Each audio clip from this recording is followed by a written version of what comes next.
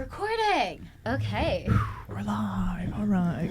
We're live. We did it. Welcome to the Comedy Confession Booth. Great to be here. Yeah, we're happy to have you. Emma Dalenberg. Did I say your last name right? Yeah, that's good. Nice. Good. Okay, great. I was like, it could be Dalenberg. Yeah, you know, I don't even know. Maybe it is Dalenberg and my family's wrong. I don't know. Like, who's to say? Who knows? Yeah. Amazing. Well, welcome to the booth. We're very happy to have you. I didn't really explain beforehand. I was like, just come to our podcast. I'm ready. I'm ready for anything. Let me know. I love that. I wish I had like truth or dare questions to just like pull out and be like, that's what we're doing. But it's not what we're doing, sadly. Instead, I'm going to get to know you. And yeah. So you're in town. You're visiting from the States. I am. Yeah. I'm based in Minneapolis, Minnesota. Nice. Mm-hmm. How did you end up coming over to Europe? Well, I lived in Germany for like 7 months of 2021 or 2022, and when I was there, like I was doing a bunch of stand-up and I made like connections and felt like I could come back to Europe and do some shows, and then 4 shows turned into like a 15 show tour, like nice. Just by like, you know, word of mouth connections and people telling me to hit up other people, and now I'm at the very end of it. Kind of crazy. This is like one more show left in Lisbon after I leave Barcelona. Shit. And how's the experience been so far? It's been so cool. I mean, it's been like like it's wild to like honestly think about the whole thing. Like lots of ups and downs, I would say. The flights up and down. Yeah, I'm sorry, that was quite a literal. terrible joke. Really, not many flights though. I would say through the whole. Really? Been doing a lot of buses and trains. We're on a budget, you know. It's like Nice. I'd say I'm like a working class touring artist, you know, where I love it's like it. it's not luxury. It's not. You're just like on the Flixbus. Like, Yeah. I love Flixbus though. It's great. I really don't mind. I've taken like 3 or 4 overnight Flixbuses since I've been here, and Saves you a hotel room. yeah, it's like, you know, you get to sleep on it, and then you're asleep for a very long bus ride. It kind of rules. I don't mind. I sleep well on buses. That's nice. That's nice. Honestly, yeah. Like I remember like being a kid and I always fell asleep in the back seat. So it's just like that. Yeah. It's like it is like being driven around like by like parents or like your friends' parents that you don't know, like somebody who doesn't even speak the same language as you, who's like mad at you for like putting your backpack in the wrong compartment of the bus. You know, Oh it's no! whatever. Yeah. Did you do that? I did. I almost left without I'm so like I can't believe I've like made it to where I'm at in this like tour without something majorly going wrong. I'm always thinking about something, you know, so I don't pay attention. That's my issue. Yeah, I mean, ADHD, I I'm like. just thoughtful. I'm just too thoughtful. Too thoughtful for my own good. I lose my keys and shit. Like I lost my keys to the clubhouse, and that's made scheduling podcasts really fun. But I borrowed keys for today, so we made it work. But yeah, that's great that nothing went wrong. Didn't lose your passport. There was one the passport issue between Prague was like one of the only cities where I didn't know anybody in the city, so I was staying at a Did you meet hostel. people though? You met like Belinda and like, or I did not you meet Belinda? She just kind of lives here. She's like a half Barcelona, half Prague. More Prague now. Prague rules. Like the comedy scene there is super fun. There's kind of like a lot of people. Like hung out with a few folks out there until real late hours. It was a good Prague good is a Saturday. party city. Yeah, they have like these like cave bars. Like have you been like where like it's you walk in and at first it just looks like a shit like dive bar, like where it's just like there's only like 10 seats, but then you keep walking and there's like another bar behind it, and then there's like 2 bars behind it, and then you go downstairs and there's like 3 it's like bar Matrix or Inception or something. That's cool. Yeah, I haven't. The last time I was in Prague was years ago, and I didn't go for comedy, so I don't know like the hangs. Yeah. But there is I went in college to Prague, so I was like, when I was studying abroad, I was like, let's go. Like I was one of those girls with like a short skirt and like, you know, like 15-degree Fahrenheit weather. Yeah. I'm from Minnesota. We all did that. Like like I'd rather have hypothermia than look bad, you know? That's exactly. It's like I gotta look hot. And then I remember going around the club being like, does anyone have Molly? Like just asking random men if they had Molly. Oh my god. But I only picked hot Been there. men, so like worst case scenario, I'd make out in the bathroom, you know? Yeah. And like, what's wrong with that? You know, it's like. So that's Prague for me, but it's a cool city. It's a cool city. Mm-hmm. So you like the comedy scene there? Yeah, it was super fun.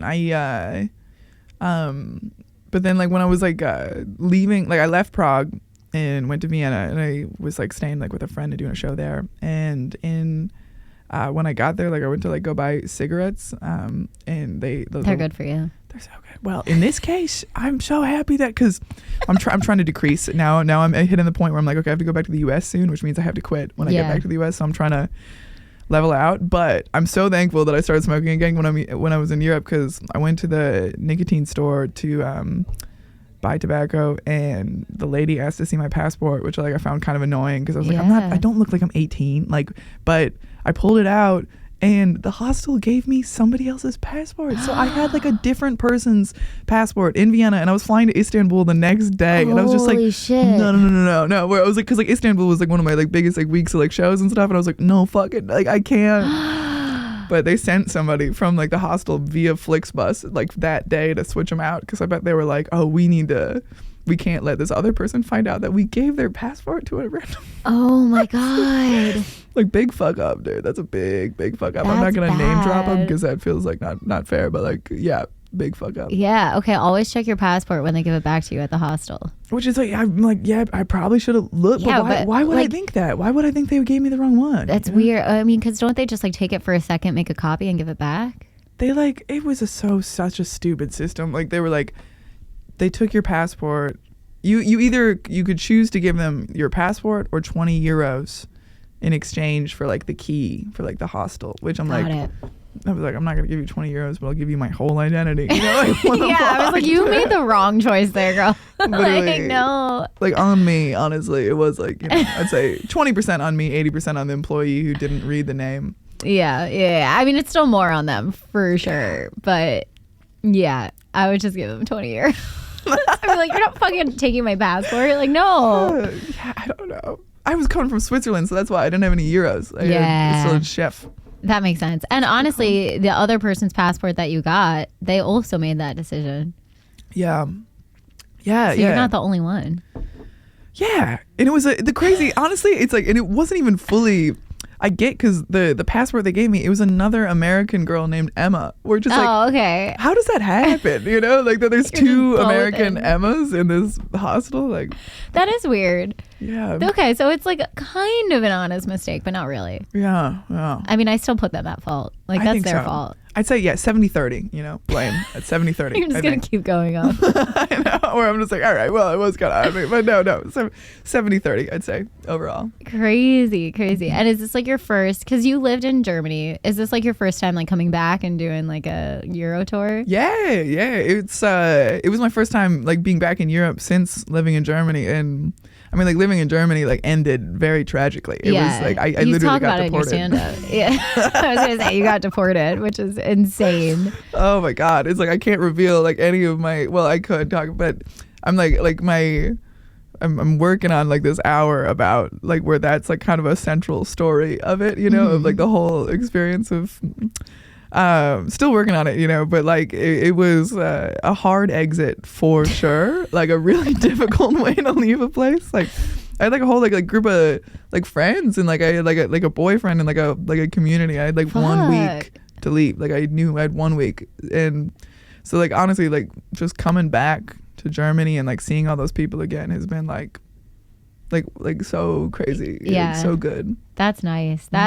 Was it hard to come back to Europe after like legally? Like I'm just curious because my biggest fear is getting deported. I whatever, say this online. I have only taken trains and buses in and out of Germany. I did not fly because I was like really not sure, and I was like not willing to. But you know, my face has been on posters in like 5 cities in Germany, and nothing has happened. So good. But they didn't find me. for 3 or 4 months the last time I was there because they couldn't figure out where I was. So I'm like, I just don't think And Germany's you said you were like it. posting on Instagram being like, I'm here. Like, they just gotta follow social media. It's kind of dumb. Literally, when they were actively like looking like to be like, when my visa was gone and they were trying to figure out where I was, like I was every single day posting where I was going to be, and they couldn't. So I'm like, I think I'll be safe to be in Germany for like 2 weeks. Like, what's gonna happen? Yeah. But I think I'm fine because I left when they told me to leave, so there was nothing legal. Like they were just like, because it was like a big fuck up with like my program and everything. Yeah. Like that. I don't think I was actually put at fault for not having, because it was more my program's fault for me not having a visa and stuff. Yeah. So And also their fault for giving you like a weird housing situation. yeah, I went insane. Like it's like I feel like I can't be. I do take responsibility for like a good portion of that, but like also like so much of it was anybody would have gone crazy under those circumstances. I'm sure. I mean, when I first moved here, I lived with 2 host families. Like they were like, okay, you're gonna live with one host family first and then another one. And the first one was so odd. Like they weren't like dangerous odd, but they wanted me there because they had a 3-year-old son that they wanted to learn English. And I was like, well, I'm not here to teach him. And like, I don't want to babysit. Like that's not the point. And then they also like the dad like shat on teachers, and I was teaching English. He was like, yeah, teachers have it so easy. Like you're done with work by like 4. And like, I was like, what are you talking about? I'm babysitting 20 kids at a time. Like you pay, so you also have a nanny. Like you have it easy, sir. Like, oh, it's always those people who say shit like that. People who've like, yeah, that makes sense. Damn. So yeah, and then they yelled at me for going out too much at the end. They were like, you need to be careful with your next host family because you go out too much. And I was like, I'm 22 in Barcelona. Of course I go out too much. Like host families are just weird. It's such like a difficult thing because like, people, like people's homes are people's like homes. Like that's like the place where it's like, it's like kind of like sacred to people. And like you really, I mean, to invite someone into your home, it's placing a lot of trust in them. And then when you're like an exchange student or like being placed in somebody else's home, it's also like a super vulnerable position because you're just like placed in their world and expected to be able to adapt exactly to how they live. And if you don't have a host family that's like understanding and like adaptable of it, like it's not great. My second host family was amazing. They were also loaded. It was awesome. Better situation than my situation with like a loaded rich old man, maybe.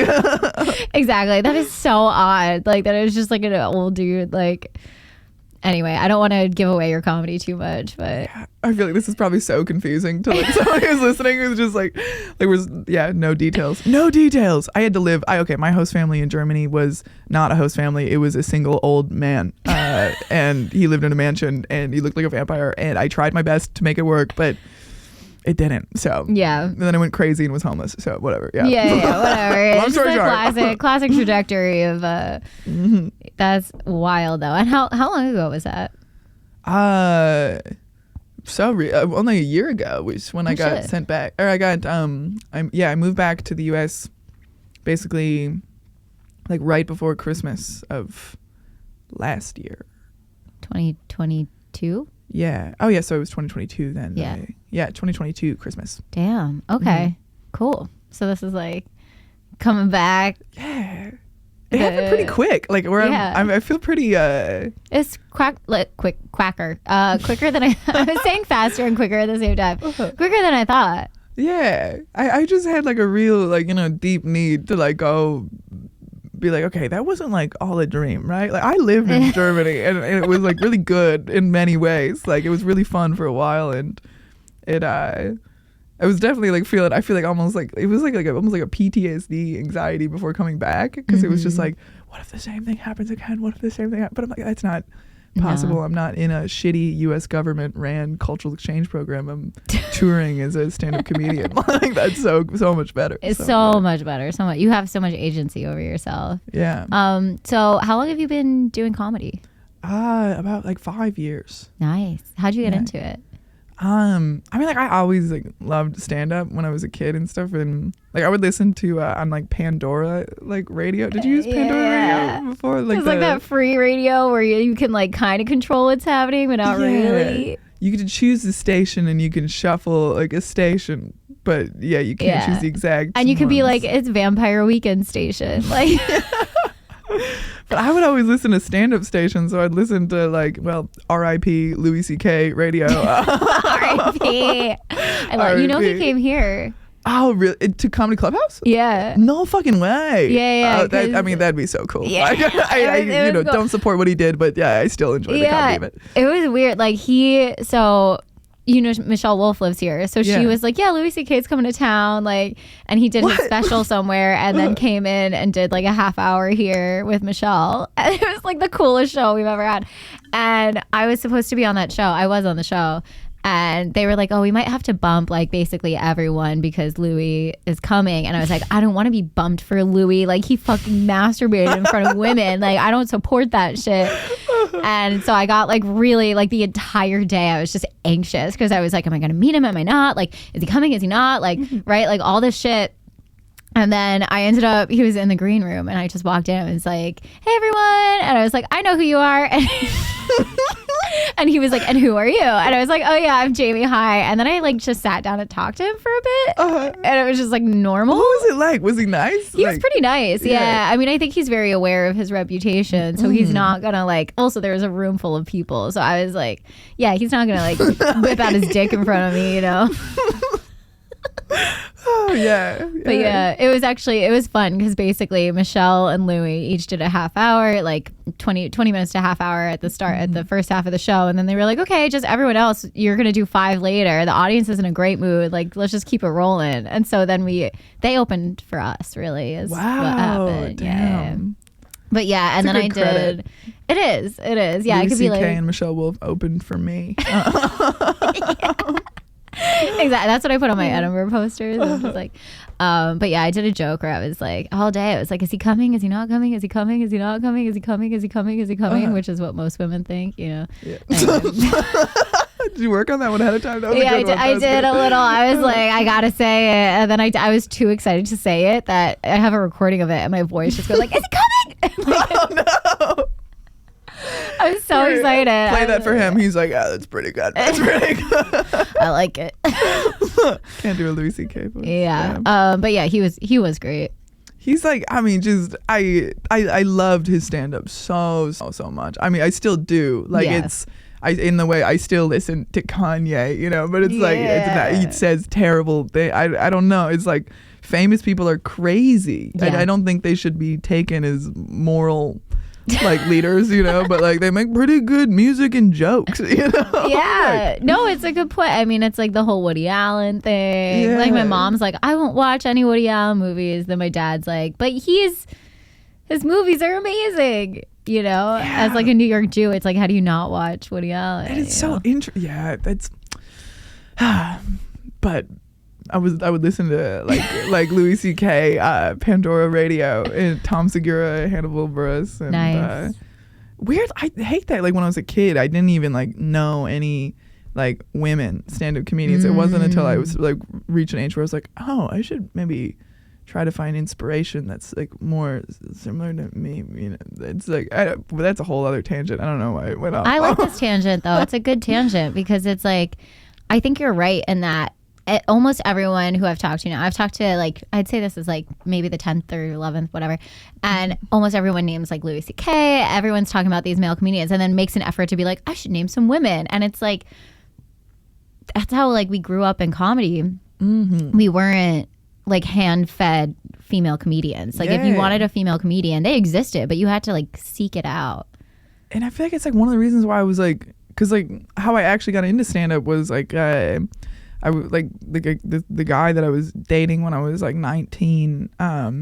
He decided to go do an open mic, and I didn't know. I was like living in Minneapolis, and I didn't know that you could do open mics in Minneapolis. I didn't know that there was like a stand-up scene that you could get. I guess I didn't understand how. I thought you had to be in New York or LA or Chicago or something. Yeah.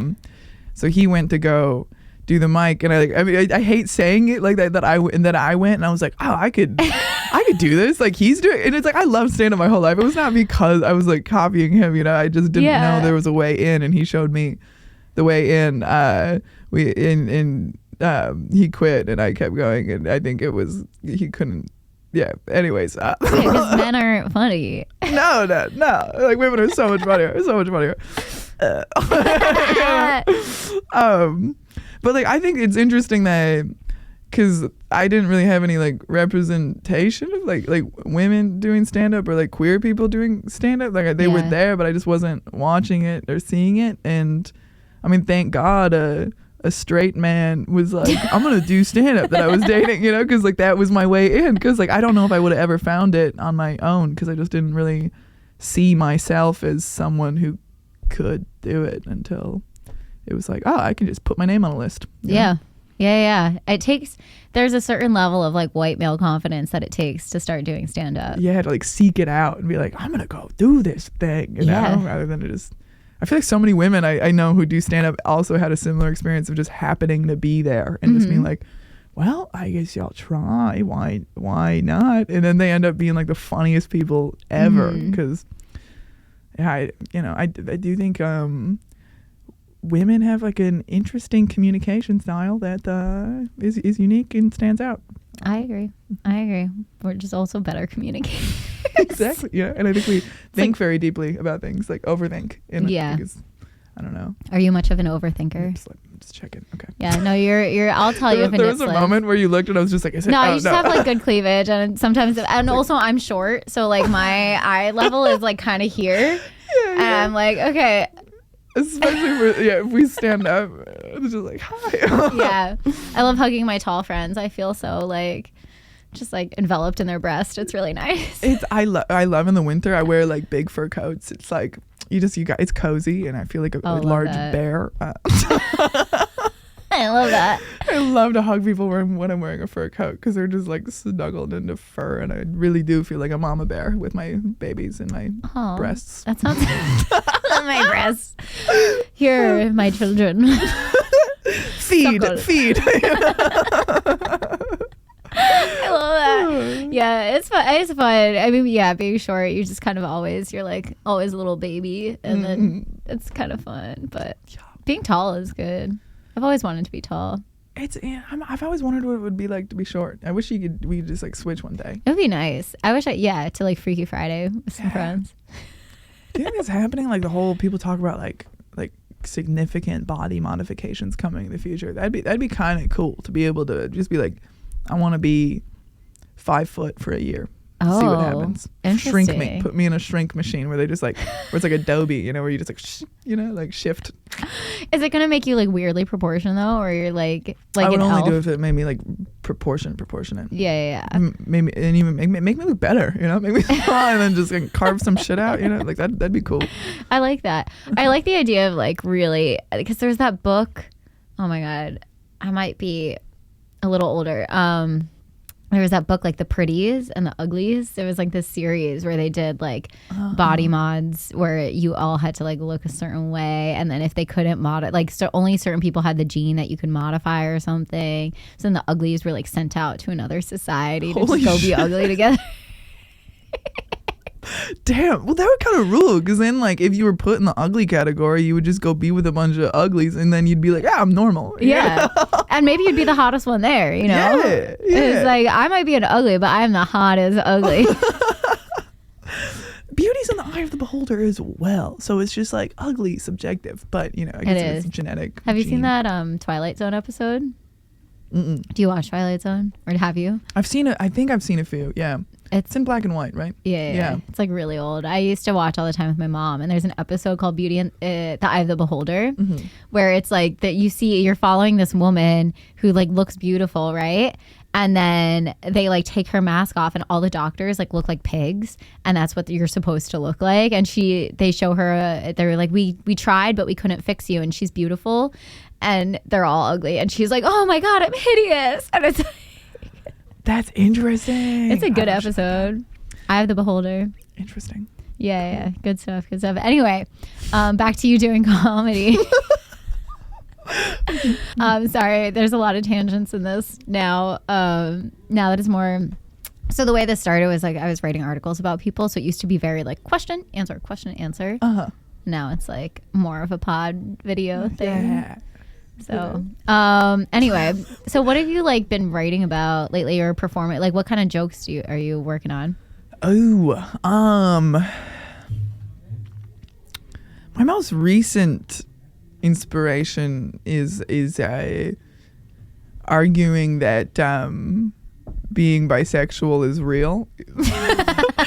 Like, because it's like, even though it's like, of course it's real. Like, yeah. I feel like I weirdly feel more insecure when I am like attracted to and like dating a man than I do a woman, because it's like I do really like being a part of the queer community. It's like it feels very like home for me. And I feel like there's like a thing where, like, you know, when you're like in the queer community, if you start like if you like break up with like a woman and then you end up dating like a man, it's like people are like you were lying, you know, you're not a part of this anymore. And it's like, no, I'm not. It's like that's one of the sexualities. Like, I am representing one of the, and I feel like it's funny to me to write jokes where I'm like angry but not actually angry, you know, where I'm coming at something with like and I tell you what, it's this too. And that's one that has me fired up right now, because I kind of thought I was gay again, and then I was like, no, and then I was like, you know, I'm like into some guy again, and I'm just like, what's going on with me, man? But it's like, I'm like, oh wait, yeah, no, this is a part of being queer. Like, it's like a thing. So yeah, it's confusing. It's also like, I feel as someone who I'm like slightly bisexual, like a little bit, and it's like, I feel like all women must be bisexual, and but then there's the idea, like, there's a common stereotype that like all women are bisexual and men are either straight or gay. Like, men can't be bi. And it's like, that's not true. Definitely. I'm like, yeah, because I'm fighting for the bisexual men too. You know, I'm just like, they're like bisexual dudes rule. I love bisexual men. Oh my God, because they like, you know, they're awesome. They're the best because they're just like way more free with their sexuality. Yeah. Like a dude who is at least even experimented, I'm like, you're cool because you at least are like open. Like, I hate a guy that's like, oh, like, I'm not gay. I'm like, get over yourself. Grow up. Like, yeah, you are. There was a guy in Paris, I don't remember his name. He had a funny joke. He was like, yeah, like, I say that I'm hetero flexible, which just means I want to get laid by bitches, you know. I'm like, fuck you, you're the problem, but like also really funny, really funny. Yeah, that's a good joke. Because I guess I do feel like I understand why like people who are like in the queer community and get like real like marginalized and like hated on, like, are like, it's not fair for you to like take up space when it's not even like real. So it's like, I understand why, like, when there's people who are like, I'm bisexual, but I thought, like, you know, the whole thing with like the queer community is like embrace everybody and accept all who are. What do you think of demisexual? What does that mean? It means you're attracted to someone for only based on their brain, only based on their intelligence, kind of. See, the intelligence part is like you know, or it's just like, okay, like, oh, I like smart people, or like, well, wait, what if I'm like demisexual, but I'm just like, oh, dude, we're not doing this unless you're a fucking idiot, like, unless you're so dumb. I only like the stupidest. IQ under 60, bitch. Yeah, like so dumb that it's almost medical, dude. That's how dumb I want. Oh my God. Well, sometimes I think that's maybe because, like, isn't that just being pansexual? Like, yeah. It's like because that's kind of where I think I'm at, probably, you know, where it's like I don't know. I don't think about like a bisexuality. It's like where it's like I'm only attracted to men or women. Even it's like I really liked non-binary folks, but it's also like I feel like isn't everybody attracted to people's mind and like personality? Yeah, that's what's weird to me. I'm like, aren't we all like like everyone finds like there's some physicality, like there's a physical nature for everyone. There has to be, but at the same time, it's like just because I mean, and sometimes when I get to know someone, it's like I'm way more attracted to them or less attracted to them based on their personality. So looks matter to a degree. Maybe it is just like Yeah, are there like, because I can't lie and say that like I would be attracted to any person. Yeah. You know, so it's like there is like any physical... gender, sure, but not uggos, you know. Yeah, dude, you know, you have to at least be like, you know, in my type, I guess. Like, so demisexual, interesting. I've heard it called there's like another word for it, like when you're only attracted to smart people. Oh, interesting. So maybe demisexual is like the better way of saying that, where it's like there's like what is it's like no, it can't be. Is it sapiosexual? Yeah, that makes sense. Yeah, and there's like sapiosexual conventions. Like somebody in Minneapolis has like a bit about it, like she was talking about, and like, but because that feels crazy to me to be like I'm only attracted to geniuses. Like you're so dumb for that. It's so weird to me. It's just like, also like how insufferable, like not only to be sapiosexual but to be the person they're attracted to. It's like no one wants to be that smart. For real, like, but I guess maybe it's legitimate because like nobody else is fucking with them because they're so annoying. So it's like maybe that is their sexuality. They have to find. Yeah, they have to find people that are only into them because they're so pretentious. I guess sapiosexuals like just go to Harvard, you know, like go to Harvard, fuck each other, make little Harvard babies. Because is that what like Ivy League schools are? Maybe you know, it's just bunch of sapiosexuals. That sounds so boring, man. It really does. It's like if you only surround yourself with like classically intelligent, like there's also so many different types of intelligence that I'm like, I feel like sapiosexual or demisexual are probably only focusing on like traditional intelligence. Whereas like you could be really physically intelligent or like really like socially intelligent and stuff, you know, that's still a form of intelligence. 100%. Like I feel like I've been like, that's actually like been one of my like inspirations in writing too recently, because like sometimes I feel so fucking dumb, like where I've just been trying to write about being like, maybe I am dumb, you know? Like, and maybe that's okay. I don't think you're dumb. But like where it's like trying to talk about how it's like, there's like different ways to like interact with the world, you know, like you don't, that being dumb versus being an idiot is like kind of something I've been like using as like a writing thing. I like that. What do you think is like the difference between being dumb and being an idiot?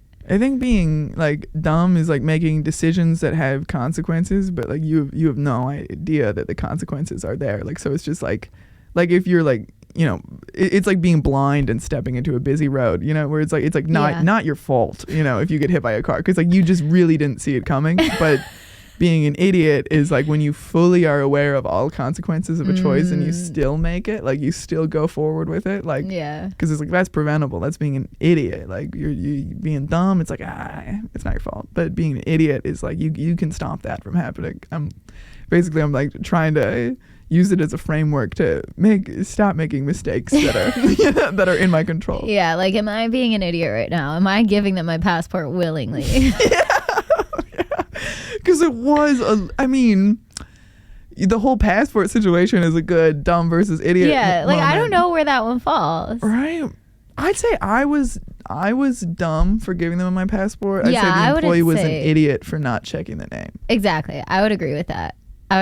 Based on your definition, because that's not like if an institution often collects people's passports and they are saying you can trust us, that's not your fault. Yeah. So you were just dumb. Yeah.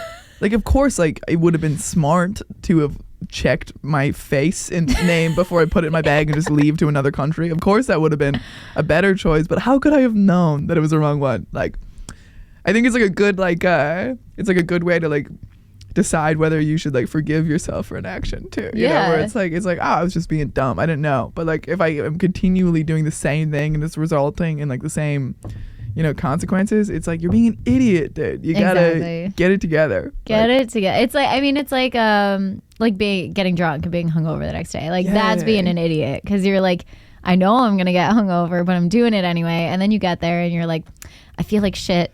I'm an idiot. Yeah. Like that's your own fault, you know. But it's also great. Do you get hungover?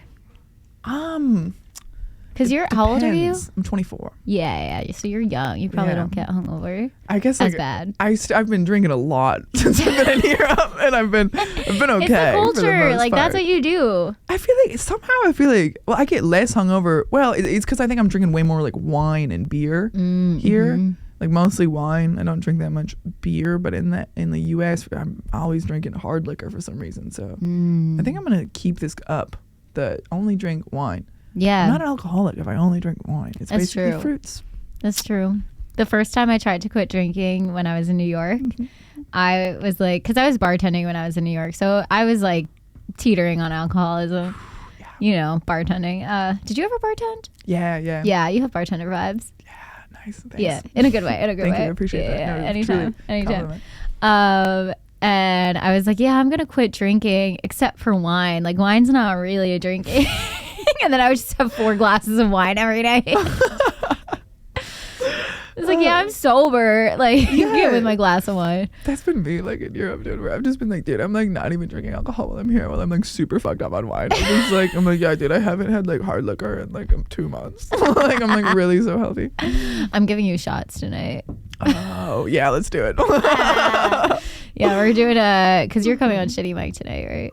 Yeah, I'm going to do it. We're going to do an April Fool's show. I'm not going to tell you what the prank is.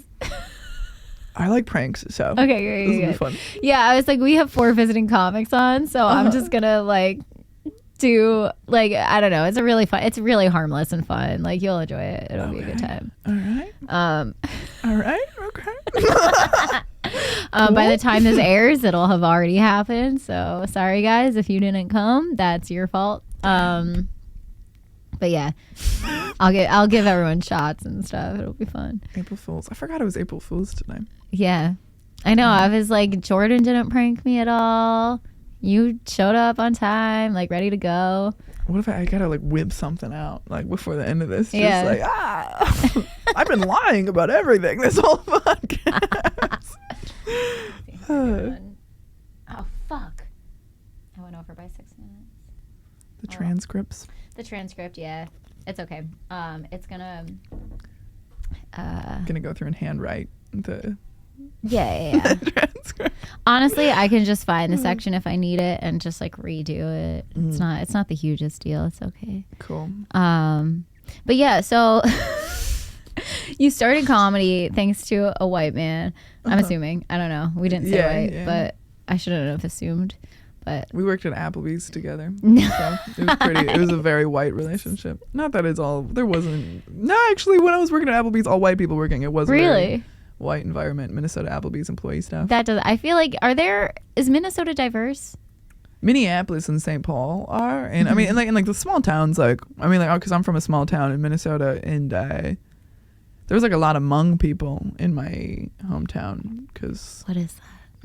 Excuse my ignorance. They like Hmong people come from Laos, which is like above Vietnam. Yeah. It's I think I don't know if that's so random. I think being Hmong is kind of like being Jewish, where it's like both like religion and a culture. I hate how ignorant I am on the ethno-religion is what we call it. Okay, cool. Yeah, cool. Don't worry. People who aren't, I mean, the fact that you even know that is like beyond a lot of people. People are like, yeah, but if you're Jewish, like you can just convert, and I'm like, no, but like ethnically, like if I take a DNA test, like it still says Jewish. Like, okay. Yeah, like I love like, yeah. What is it like? Have you ever taken a DNA test? No. I'm always curious about people. I know that I'm like German, like on my mom's side, but like my family's like, I keep making this as like a joke, like my family's he's kind of crazy, and they don't want to do 23andMe's because like they don't care about their heritage. They don't want the government to have our DNA. So I love that. Don't let them know. Don't let them know. That's fair. I mean, I did. My grandfather did it, and I didn't know. Which once he's done it, I'm like, I don't need to. Like he's already got it all, and it literally it said like 99.9% Ashkenazi Jew, right? So it doesn't say anything like normal like white people. It'll just say like Germany, Ireland, like it'll give like a country in Europe. And then when people are like Jews, like you're from Europe, I'm like, no, I'm not. Like my DNA literally is not tied to Europe. Interesting. it's kind of weird. And but it also said like prone to baldness, and he's like, yeah, I'm bald. Like, I don't need a DNA test to tell me that. Thanks for the info, you know. Thanks, cool. So yeah, DNA tests are weird. Super weird. Oh, okay, yeah. You asked if. Oh yeah, sorry, Minnesota I get off tangents. Me too, dude. And I'm like, I feel like once I am at like 40 minutes into conversation, my brain's just starting to be like, bzz, bzz, bzz. Yeah. You know, like everything we've talked about coming up. But yeah, like lots of so like Minnesota, like I mean, in the rural areas, super white for sure, overwhelmingly, like just like white people. But Minneapolis and St. Paul are like really diverse cities. That's cool. Pretty and you grew big up cities. in the city or like no, you said small town. Yeah, Winona, Minnesota. Shout out. Anybody from Winona's listening. Love that. And how did you like stay on comedy? Because like a lot of times like we get in, most people have said something similar where they went to an open mic and they're like, oh, I could do that, and then they do it. Yeah. And like, but like, what kept you doing it? I feel like, I mean, like I played like sports like my whole life, and like so like the timing. What sports? I played soccer, basketball, and softball. Cool. And the trifecta. Oh yeah, the holy three. That's where I'm like, I'm not straight. Yeah, I'm like, if you played at least softball, like, I'm sorry, every single girl I know from high school that played softball is gay now. Like, yeah. I'm like, I was like deeply in love with like my best friend on my basketball team, you know, like don't ever call me straight. Like, we're just gonna, oh man, but man, I want that movie. Honestly, that would be such a good movie. Like, I've been trying to come up with like a pilot to write. That's because it. like I want to just have something to submit to somebody. I don't know, and that would be an interesting one actually. Like, love story on a small town basketball team. Yeah, in like Minnesota. Damn. And like two tall ass bitches, because we were tall as hell, and it was like you and me versus the world. I love that. I'm like kind of obsessed with like queer coming of age stories. Yes. Like, I don't know if you've seen like Love Victor, like Heartstopper, like no. Oh my god. And then Everything Sucks on Netflix, which has Sydney Sweeney. I am obsessed with Sydney Sweeney. Yeah, she's gorgeous. Yeah. So it has Sydney Sweeney as queer, and it's like the best thing I've ever seen. Oh yeah, I gotta make that. a note and watch that soon. I'm like, oh damn, okay. It wasn't renewed, which is like, I don't understand that. But. Oh damn, dude. Yeah. They were like, we need to keep her image straight for the man. So rude. That's so rude. Sydney, be gay. Come on, Sydney. Come on, please.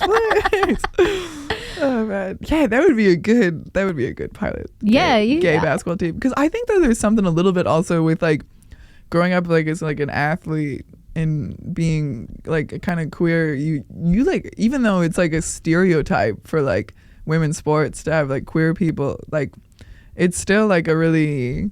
Because I feel like kids in drama club were so open about just like being gay, and I remember just being so jealous of drama club kids, because I was like, I feel like you guys are so free, and like I was like so closeted like in like playing sports in high school, where it's like we were all gay but none of us would say it, and it's just like it's like an interesting like community, because it's still very, you know, straight. Like it's like very involved with like you know, sports families are super like Midwestern stereotypes of like don't get distracted by your teammate best friend's tits while you're out there. Just play the game. We need you to go on team one. Like, you know, like that. It's like write impossible. That dialogue. That would be hilarious. Wait, this is your pilot. Oh my god, this is awesome. Okay, I'm gonna work on this on my bus trip to Lisbon, because I booked my flight wrong. The one flight, just like totally fucked.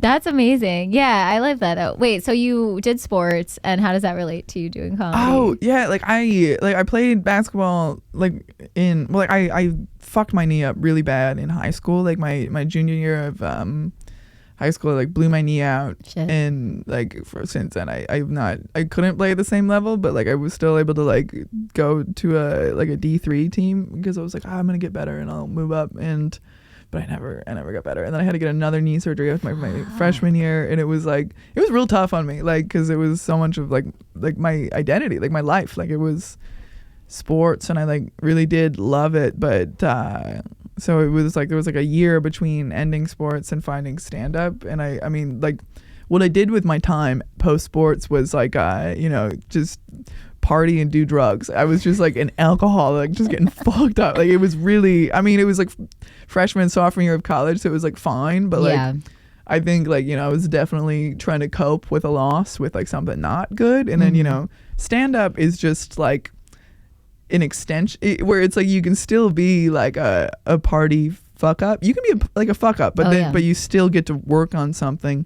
So I feel like stand up started kind of just like it's like a place to go to kind of party and hang and then try this thing. But then it slowly started to be like, oh, this is like sports to me, where I was just like, I'm showing up like trying to get better at something, and like where it's like, open mics are my practices and then shows are my games. And I was just like, oh, this is like what I was doing before, but from like a more like artistic perspective, which I've like also been like a artistic person my whole life, where like I used to like paint a lot, and I felt like I could do like stand up has like been like I enjoy it more than I ever even enjoyed playing sports, because it's like it's everything in one for me.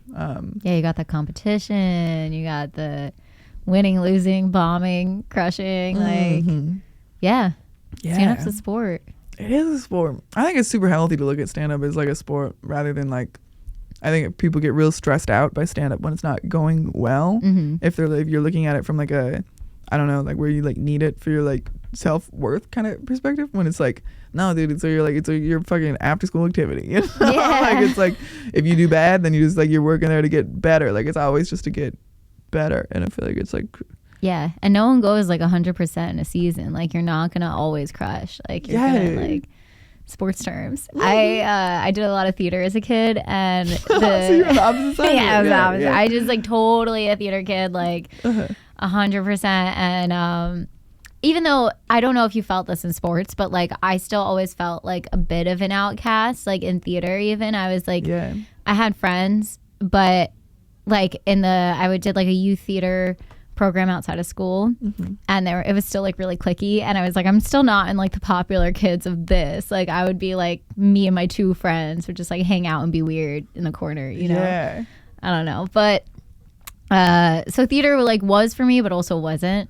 But we had this one theater director who he was the best, and he would always do sports analogies, and we would all just sit there like, what is he talking about? Like, sure. Like he literally would say like rehearsals are the practices and then the show is the game, and we were like, can you just say the show is a show and rehearsals are rehearsals? Yeah, I guess that's funny, like, because that's exactly how I would view it if I was in theater, but like I would never use that metaphor on theater kids. But to each their own, Like he was just like a 40-year-old dad, like and he was a theater kid, but he also loved baseball, so I was like, right. He was like, trying to find, I love a metaphor though. So like, good on him for love a metaphor, making it clear to only him. Like the rest of us, like every guy is gay. They're like, what's a sport? Like what's your game? What's your game? It's a show. Okay, don't understand. Always the same. Always. Yeah, I'm big into baseball now though. So. Do they have baseball out here? No. Oh, interesting. It's annoying. But the Mets, my team, which is 0-3 right now. Let's go. Worst we've ever played at the start of a season. Damn. 0-3. I think I went to a Mets game when I was in New York. Yeah? Are they in Queens? Yeah. Yeah, I went to a Mets game. Really fun stadium. Yeah, super duper fun. Yeah. When did you go? Last August. Nice. Okay. Yeah, they were shit then, but... I think they lost by a lot. Yeah, sure. Probably. I don't even remember who they were We playing. were really bad last year. I played sports all my life, but like I just hate watching sports. I just think my attention span is too short. Minnesota Vikings. Nah, I don't even like football though. That's the thing. I mean, football's boring though. It's like fun to like party at football games. Yeah, I think like it's like a great party environment, but I'm just not a football fan. No, that's fair. I think that's totally fair. It's like traumatizing. My parents would fight all the time. Really? Like my dad was a Vikings fan, and my mom was a Packers fan, and they're like enemies in the football season. Yeah, that's tough. Like, you guys are not right for each other on every level, and this is the most like visceral example, like where it's just like anger. Yeah, exactly. Like if you're gonna fight about the sports teams, like what other shit are you fighting about? Yeah. Like, damn. Are they still together? Yeah. That's wild. Unfortunately, not. sorry. No offense. No offense is a wrong word for that. Mom and Dad, I trust you guys are doing what's best for yourselves. Did they fight like when you were growing up? Yeah. Because you have young parents, right? Yeah. Yeah. Super young parents. Because I don't know. They weren't even like. They like started dating when they were like 15. That's crazy. And then like knocked each other up when they were 19. I like that they knocked each other up. Like your mom also knocked up your dad. I'm like, I'm pretty sure it was like, equally as irresponsible, on both sides. So they have just been together for like forever. I could not imagine being with like somebody I was like into when I was 15. No. Like the people that mostly dudes, the dudes I was into when I was 15 are like my first boyfriend now is like really into guns and cars. That's my dad. Oh my God. I dated your dad. Yeah. That's like crazy. Oh man. Yeah. Like, cause like, but they do seem like they're doing better together now. Like they're almost like figuring out how to make it work. Cause it was really stressful. I think, when I was a kid, cause they, got pregnant, like had a kid when they were so young. Were they religious? No, they just were like, yeah, let's just raw dogging everything, just raw dogging each other, raw dogging life, raw dogging like the like it's just no religion, like no sense of like community, like no family, like in my hometown. So they were just like those two on their own, just trying to make it happen. How do you think that like impacted you now, like who you are? Because that's a pretty unique growing up story. Yeah, I get, and I'm doing pretty unique stuff now, so it's like I guess it just you stay unique. I think it's why I like started to like love sports so much and enjoy sports, like where I think I was like lucky that I had that because I was surrounded by a lot of normal families. So I kind of knew from a very young age that my parents were not like normal as far as like the standards of what families are, at least in like the Midwest in Minnesota. We were pretty different. So I like when I was a kid, like kind of was pretty like didn't have like empathy for my parents, because like how I didn't understand, like all I know is like I would be like mad at them all the time and like didn't feel like taken care of, like I was like neglected, because they were so busy, like, and had so much going on, which like since like I've grown up, like I feel like I like my parents a lot more, where I'm like, I still say mean things. I've been like, I mean, we all say mean things to our parents. Yeah, that's the point. But I do like, I love my parents a lot, and I know that they had to go through a lot of struggles to keep it together, and to like they could have just, they could have gotten an abortion, they could have like got rid of me, they could have done a lot of things that are like much worse than just being stressed out and raising a kid together and holding it down. Like they didn't even like separate, they're still together, and my two little siblings are like way younger with them, and the family's a lot more normal now. So they just needed time to figure it out, and it was too late, for my childhood. But I'm glad that my little brother has it good. So, but I feel like it is probably why I invest a lot of time and energy into stand up, because it's just always been like sports was like a coping mechanism with everything, because it was like a place to just put all my energy. And now stand up is like has a pretty similar role, where it's just like I feel like I emotionally deal with everything that life is on stage, but like not in like a where it's like a I mean it is like a need, but like I try not to. I don't care if it goes good or bad. Like, it's not about doing well. It's just like I need a place to take energy and let it out. Whether it goes good or bad is how I try to look at it. Because,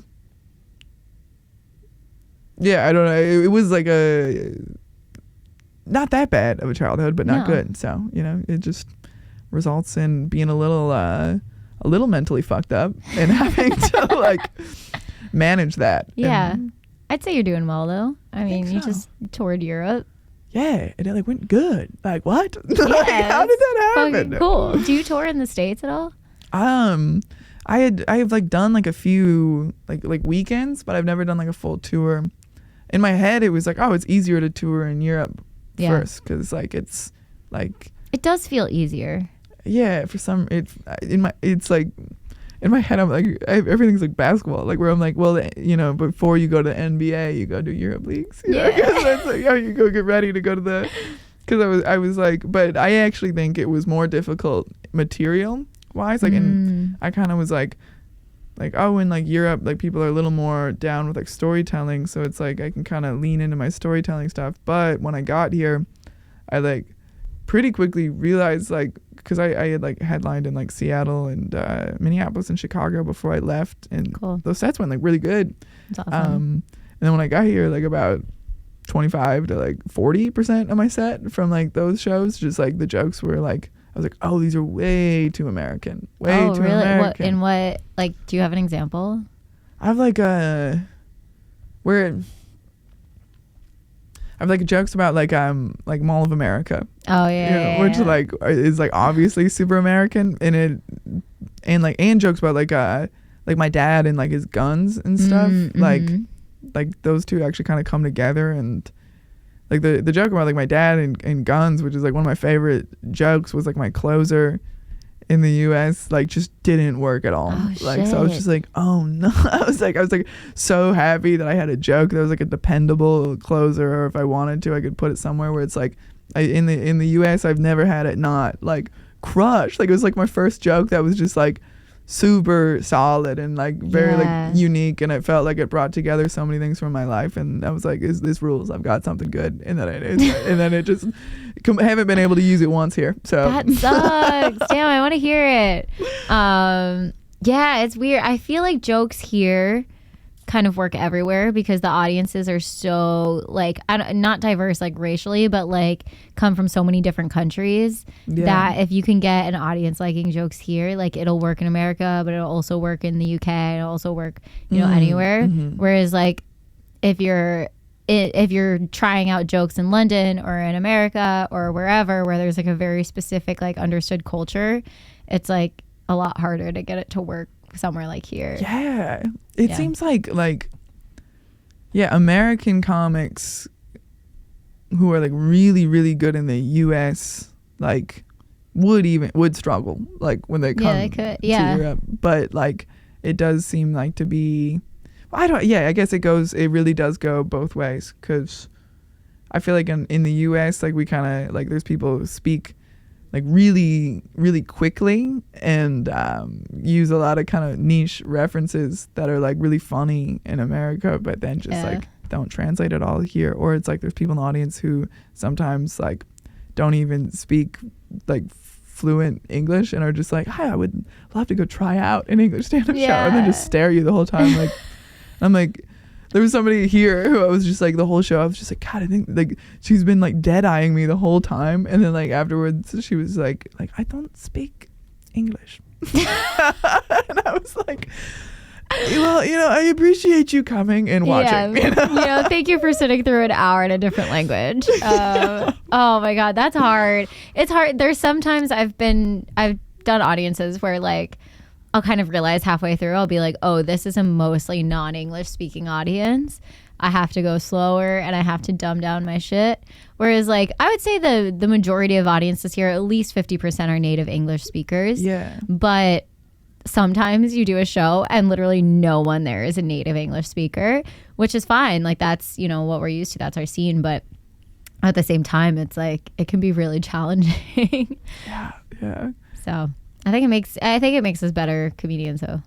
Super. Like where it's like from the start to the end of this, where I feel like I'm looking at all of my bits differently, where I have to like think about like what is at its core funny, and then like if it's like I've just had to change setups for stuff where it's like I just gotta relate it to things that everybody understands instead of stuff that's like pretty niche to even like the Midwest even, like sometimes like being in Seattle, there was even jokes where I was like, oh man, like this is talking about Wisconsin Dells is like not like just people like get it more so in the US, but like it's but most jokes, if they're working where you are, it's because it's funny.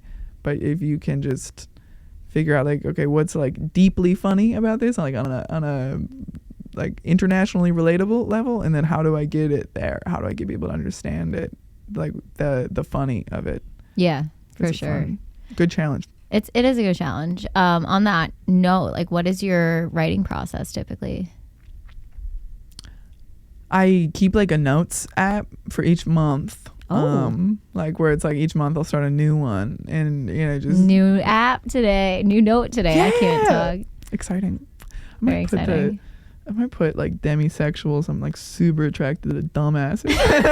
I love it. It's I might so put that funny. in the notes app. That's kind of funny. I love it. I might be dumb. Dumb as hell gets me going. The thing is, I'm not even lying. I do love dumb people, but like dumb smart like me. Maybe I am dumb. Whatever.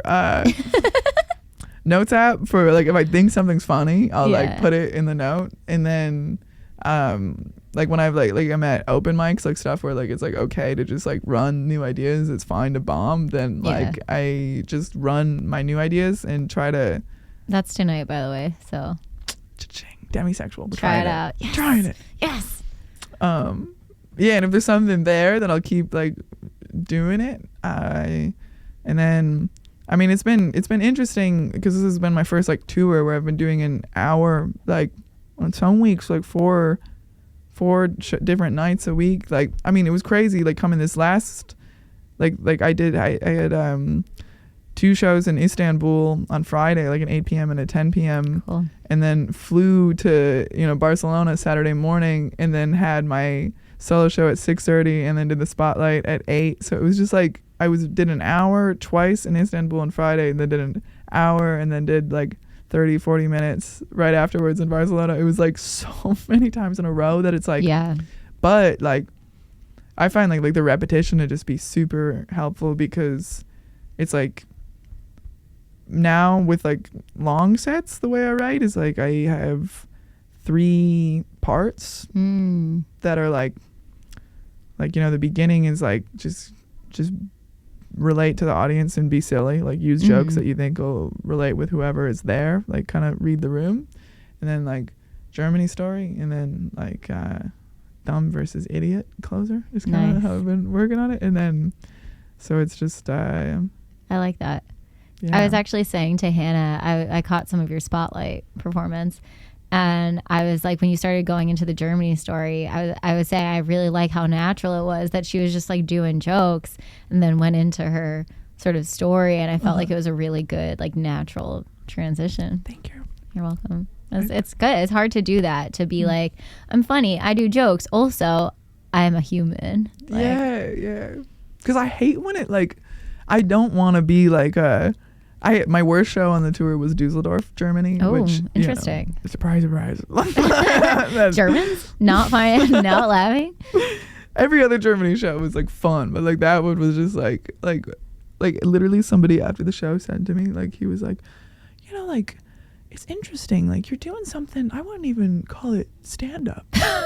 And he meant it as a compliment. He was like, yeah. But I was just like, oh my God. Like that is never what I want to hear, because I think there's like been, if I'm not like sharp, like with the jokes, it's like, and you're doing storytelling stuff, it can be kind of like not stand up, where he was right. Like that show sucked. It was, I'm sorry to anybody who bought tickets to that one. It was worst one. But like I think, something that I really respect about European comedians is I feel like a European like solo shows, like they're always like there's like this like through line that lasts from the start to finish, like or like my favorite, like some of my favorite hours I've seen is like I really like Daniel Sloss, like the way that he does like where it's like very like jokes, but he's getting to like a point, and then when he like tells you the point, you realize like, oh, the whole show has been about that point, like, and it's all been like preparing you to like understand like a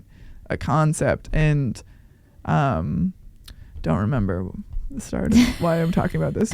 No, I love it. I was actually gonna ask like who your like biggest influences are, or also just like what comedians you love right now, whether like famous or local or.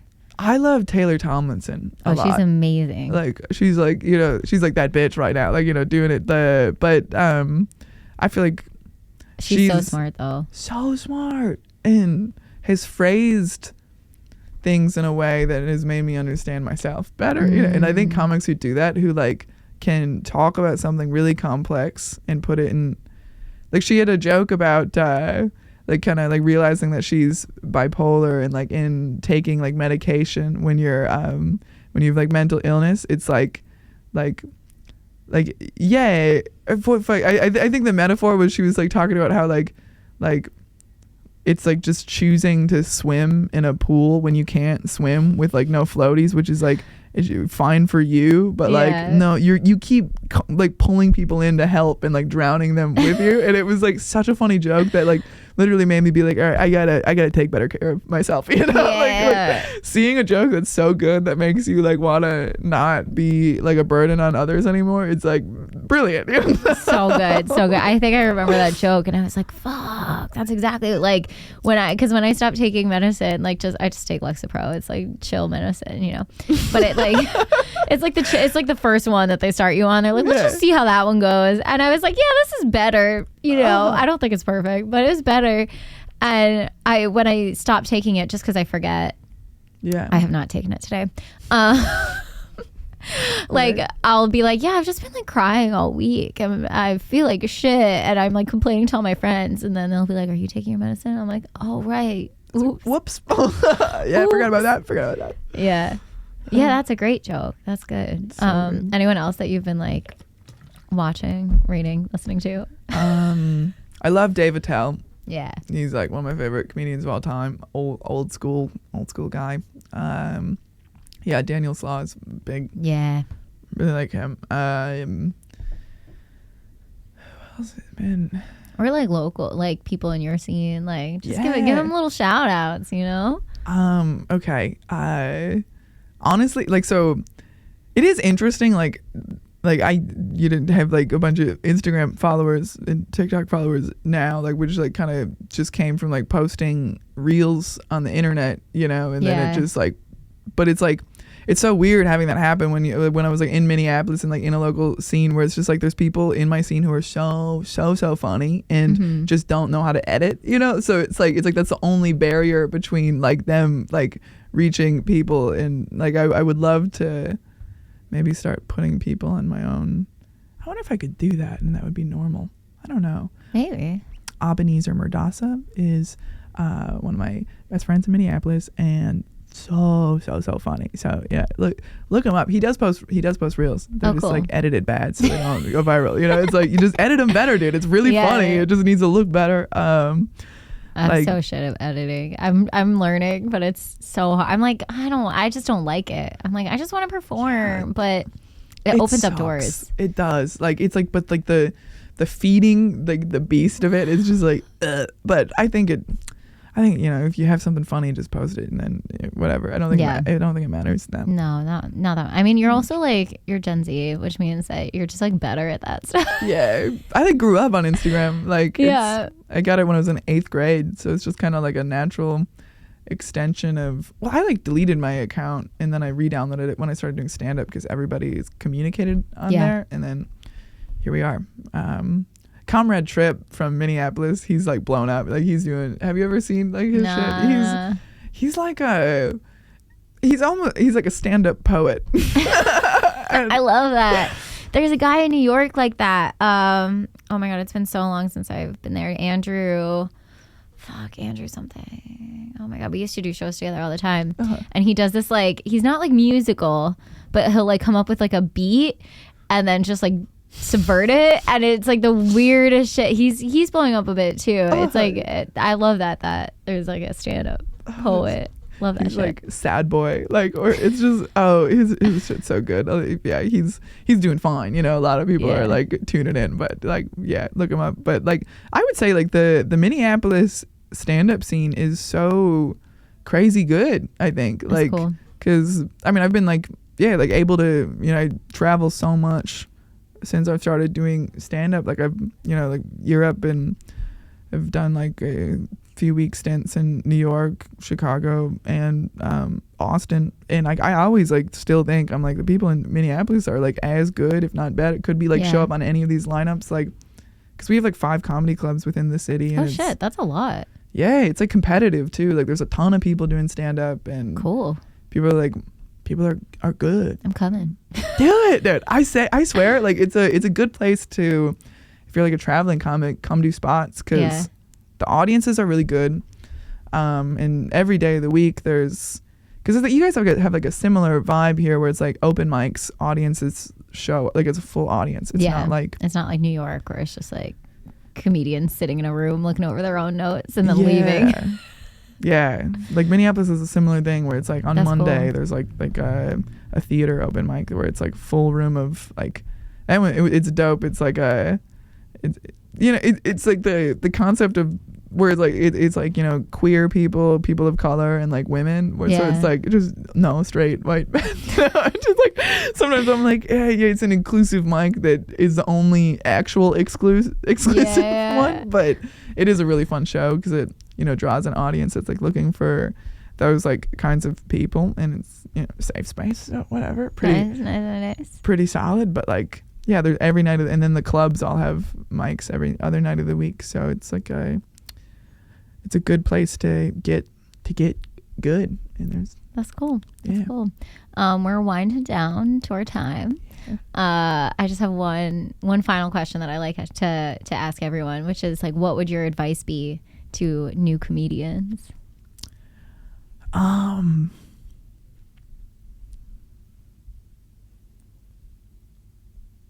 Like figure out like what makes you different from everybody else, and then talk about that.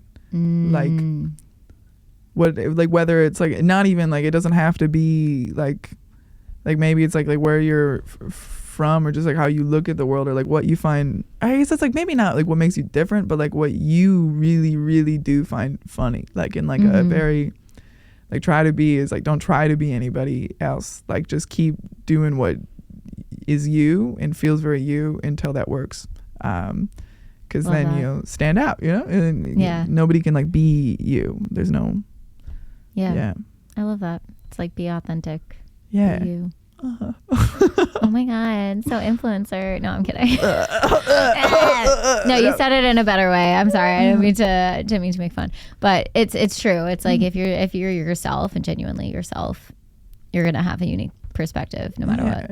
Because people get worried about like copying jokes and stuff, and it's like if it came from your brain and you know it's like it's from your life, then it's like that's like nobody's ever gonna be able to come up with the same thing. You know? So. Exactly. And treat it like a sport. You know? It's okay to be bad. You know, getting bad is how you get better. Like that's my advice. I like that. I like that. To treat it like. Have you ever done roast battles? Yeah. Those are sports. I love roast battles. They're so fun. Well, I like to win. Oh, it feels really bad to lose. It feels so bad to lose. I lost the title match recently. And so they put me on the title match because they were like, you have the best win rate, so you have to like go for the belt. And I was like, I really don't want to. Like, I just like, that's not like, because I get really competitive, and I just put so much pressure on myself that I just totally blanked. And I like had my like jokes written on a little piece of paper, and I was like, I just kept pulling it out and like flipping it around, and I was just like, I totally choked, and it was so embarrassing. Is there a roast scene in Minneapolis? I like started like a roast battle tournament in Minneapolis. That was cool. Like pretty fun, but it was so much to manage that I was just like, I only did it. I did it like 6 times, and it was like pretty fun, pretty good. But there was this is R.I.P. Dave Velk.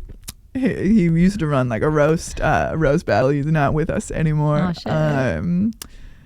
Damn, that's sad note to end on. But like, yeah, like there's somebody has to start it. Somebody from Minneapolis.